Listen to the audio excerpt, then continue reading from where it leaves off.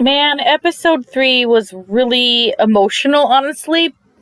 And I have so many freaking feelings about it, as well as how the fandom has reacted to this episode. So I think among summarizing bits and pieces of it, I'm also going to rant a little and explain my thoughts on certain things because wow, you guys. Oh, I almost wish I didn't see all the things that were being said, but I was curious considering everything that happened, what everything, was being said. And I don't know, guys. I'm just a little disappointed in you guys. Just a little disappointed. I love how the episode starts with all the dead brides, attacking and everybody trying to fight them off and run away and all that. It really kind of shows, how these people are, like, personally-wise, the cowards from, like, the braver ones. But also, I just really love how the brides are animated and how they move and how they look. I don't know. It was just so beautifully animated at times and how they moved and they put a lot of effort and time and money and talent into animating this anime, honestly. And it just really shows. Oh, I'm sorry, Donghua, because it's a Chinese cartoon. But you know what I mean. It just really shows. And I don't know. I love the brides. My baby, Ying, just was brave. So brave. He didn't care that he was going against undead, bodacious babes. He's like, I'm going to take this flimsy ass stick and I'm going to fight them off. And he did his best, man. He did his freaking best. Oh, gosh. He's such a brave baby. I love him so much. Anyway, so he does his best to protect, the Plain Jane. Plain Jane. Oh, gosh. Plain Jane. I forgot your fate until I saw this episode. And I'm like, oh, yeah. Seriously, though, look at this freeze frame. Is it not so creepy? Oh, God, I'm sorry. I know I already talked about how orgasmic the brides were animated, but I mean, look at this. Look. I love it. I love it so much. Another cool thing we got to see in this episode is just some more cool stuff that XL can do with his mystical bandage. Now, I don't recall, like, the full concept of the bandage, but from what I recall, and what I've heard from other people, is that this bandage is basically a life in itself. It's like a living being. I don't know. And it basically has its own personality. I'm wondering if we're going to see that come to play in the Donghua. I don't know. We'll see. I really got to go back and read this, but I kind of want to wait until after I watch season 1. Kind of. One of the things that it does at the start of the episode is it kind of creates this, like, tornado-like thing, and all the brides get, like, mystified in it, and they practically, get sucked in. Look at my baby trying to protect Plain Jane with his stick. Oh, he's doing his best. XL's efforts are momentarily just wasted because those stupid ruffians come in and they are making a ton of noise, and the brides get distracted and they're like, oh, fresh frickin' meat. And so they go after them again. Oh my God, these ruffians, these whole 3 episodes have just been doing nothing but just causing problems. I really like the part shortly after where he's doing all these ninja moves, basically, and he's somehow accurately throwing these veils back on the brides. And there's this one part where he, like, bows to these 2 brides in particular after he has their veils on, and he turns them and makes them choke each other out. I'm just like, man, XL, you're pretty badass.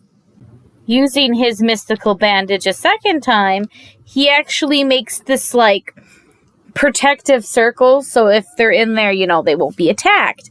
So, everybody starts, like, rushing towards it, except for that one idiot who is freaking still knocked out, as he, deserves. we further get to see how good-natured Plain Jane and Ying is, because they both go back and just drag his frickin' lazy butt out away from danger towards the circle. And it's like, I would have left him. So I really would have. I would have left his ungrateful ass outside the protective circle. But no, they are not strong, and they weakly drag him, risking their own frickin' lives. And I'm just like, bless your hearts. With the corpses unable to get in the protective circle, they start turning their attention on XL, who continues to do cool ninja acrobatic moves that defy nature, but he is a god, so I guess that makes sense. Anyways, but he gains these group of just worshippers from this, and they're just cheering him on. These ruffians, they're like, heck yeah, you go, XL, wow, you're amazing. And they're just going wild, right? And XL notices, and he takes a moment to stop fighting, just go, yes, thank you. Yes, those are good noises to me. But, if you want to give me money, too, on top of that, as thanks, please do. Oh, it was really funny. He ends up getting a connection from that goddess from the first episode. And he asks her, about the god of the temple they're at. Like, has he had any, lovers that might be, annoyed with him, basically. And the goddess responds like, ha, you kidding? And we find out that the god is a known womanizer. So he's had many. So he starts questioning about, has there had any disabilities or anything, and blah, blah, blah. And, we find out that there was a woman, and that woman was a general, and when he was human, and they had this whole history thing, and, she gave up everything for the guy, I guess, according to, her, including the intelligence, and, she ended up killing herself. So, yeah, we finally get to see the actual form of the Ghost Bride. And, she's pretty good looking, I suppose, as far as things go. She'd be less, creepy if she didn't crab walk at times. But, she did break her legs on freaking purpose, by the way. So, I guess she's going to walk a little funny. XL's like, hey, I know you're a little angry and a little spiteful, but maybe don't take it out on innocent people. But she's crazy. She's legit crazy. And she's like, where's my man? And XL's like, excuse me? She's like, I've been setting fire to your temple. I have been killing people left and right and causing mayhem. Where you at, my man? XL's not fazed by the crazy girl. He's just like, you can't involve innocence. This is not good. Don't make me stop you, basically. But, she's informed him she's gonna kill everybody present, basically. That will get, the dude's attention, totally. Mm-mm. Meanwhile, that ungrateful dude who has no idea what's going on because he's been unconscious this whole freaking time is trying to pull my boy out of the protective circle to throw him to the freaking Ghost Bride. And I'm just like, why are you like this? Let go. You're such an idiot. He totally gets it's coming to him, though. The Ghost Bride's actually useful for once. And just straight up kills him. And I'm just like, bye, Felicia. You're not going to be missed. After going another rant and how she, destroyed everything and caused all this murder and mayhem and crap for General Ping, she assumes XL is him, which is weird because they look nothing alike. But then again, she's hallucinating, I'm sure. And she straight up chokes him, which, if you really like the guy, and I don't think you'd choke him, I'm just saying.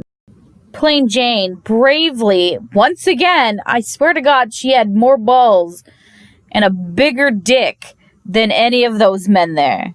You know what I'm saying? Like, brave. beyond measure. She goes and attacks the freaking ghost bride. Like, she knew she was gonna lose, and she does. My poor boy lost his only protector, his only friend. Oh, I felt so bad for him. However, thanks to Plain Jane, there was enough distraction that XL was able to bind the ghost bride and prevent her from doing any further harm.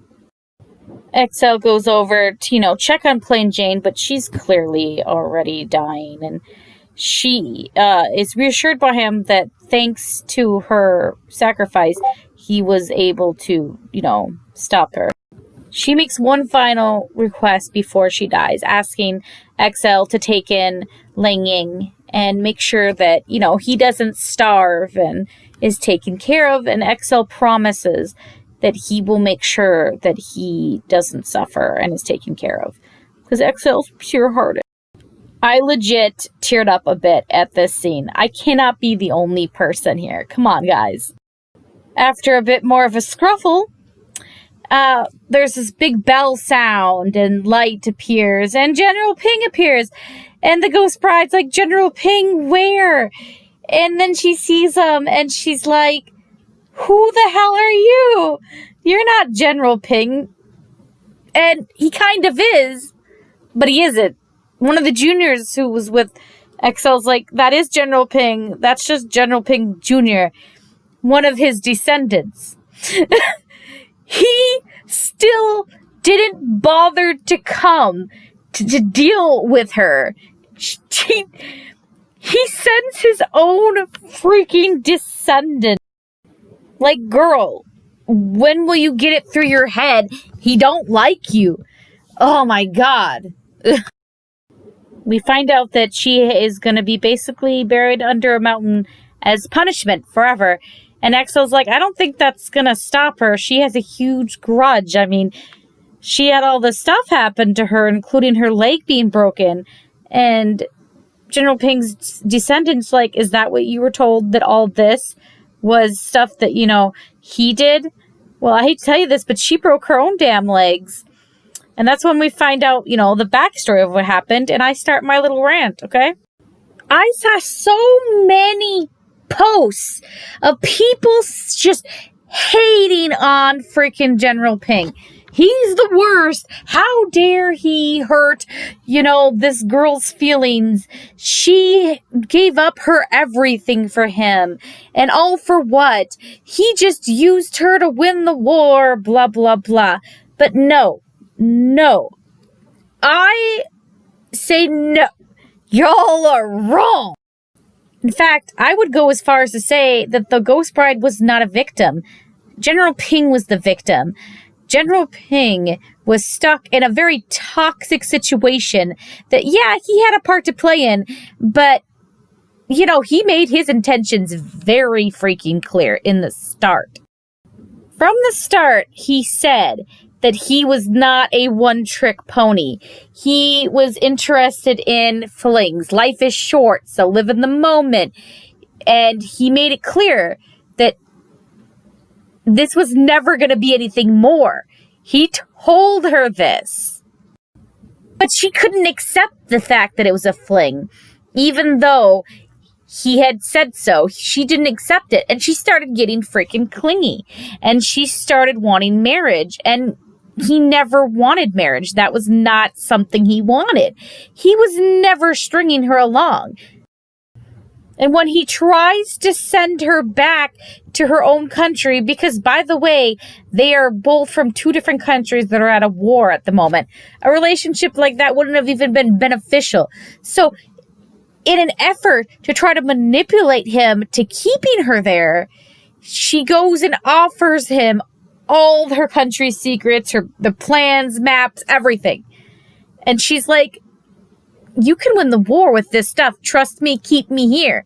Like, how freaking desperate do you have to be that you're willing to sell your own freaking country just so you can get married to your boo, who still, by the way, doesn't even like you?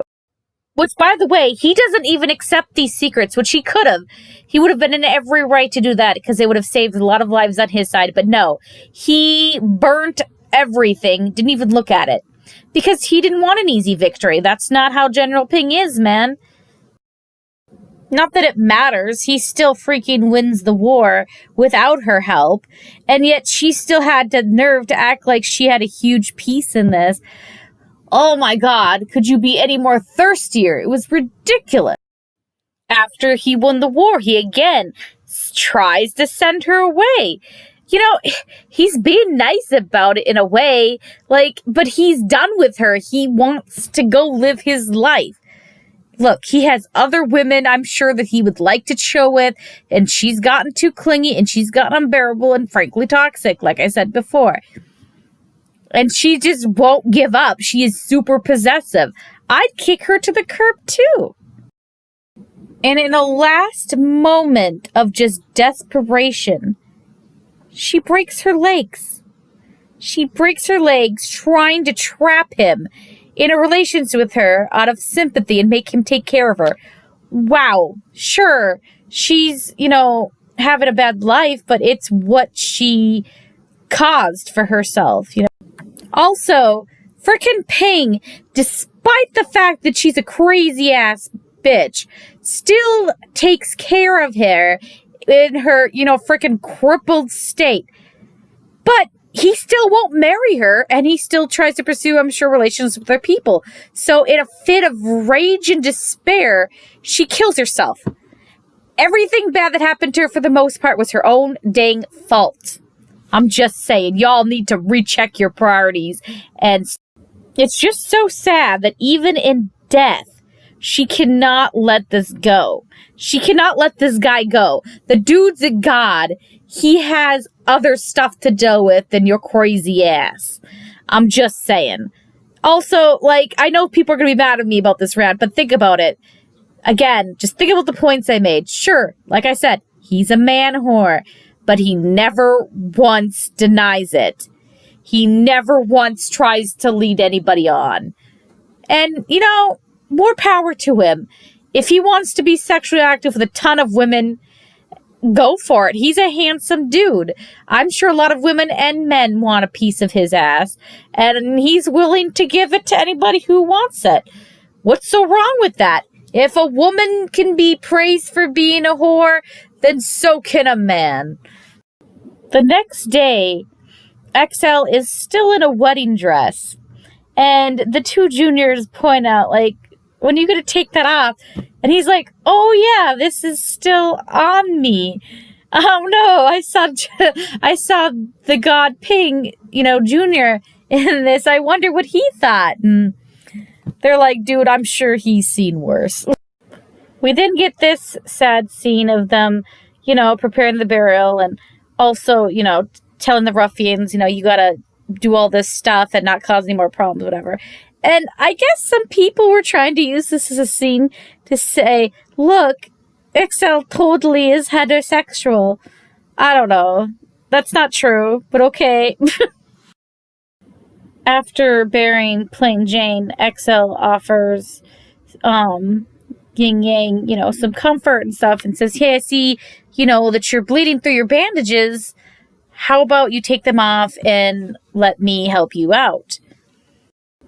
So the sweet, poor, innocent boy takes off his bandages, and we get to see what he really looks like.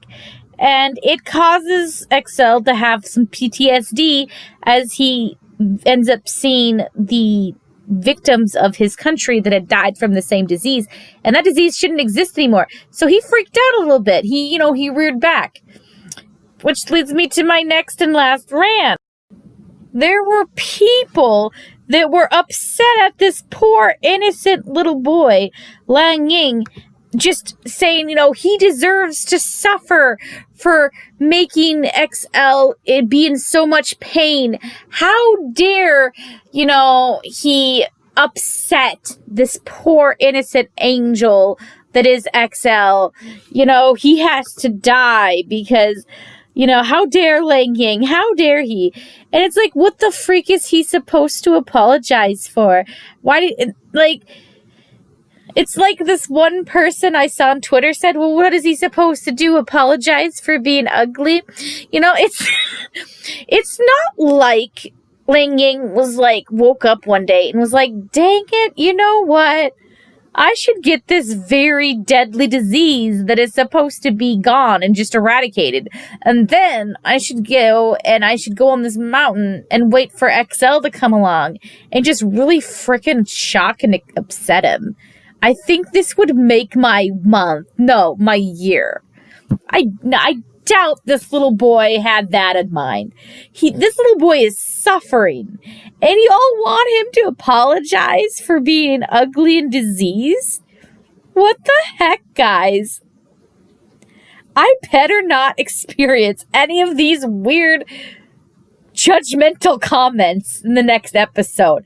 I don't know what's happening in the next episode, but dang it, you guys. You can do better, okay? You can do better. Ying deserves a lot better than how you guys are treating him, man. He is just an innocent soul. I don't understand. I just don't. Anyways, one thing I know for certain is that the next episode we'll finally get to meet Songlan, and I'm sure you guys won't complain about that, at least. I'm very excited for this. I did love this scene in the manhwa as well as in the novel. It really, kicks up some good story stuff. So, yeah. I will be seeing you guys later this week when I start Actors Connection. So, if you haven't seen that yet and you want to follow along, make sure you have it watched by Thursday or Wednesday. You know what? Probably Thursday. I'll have it up.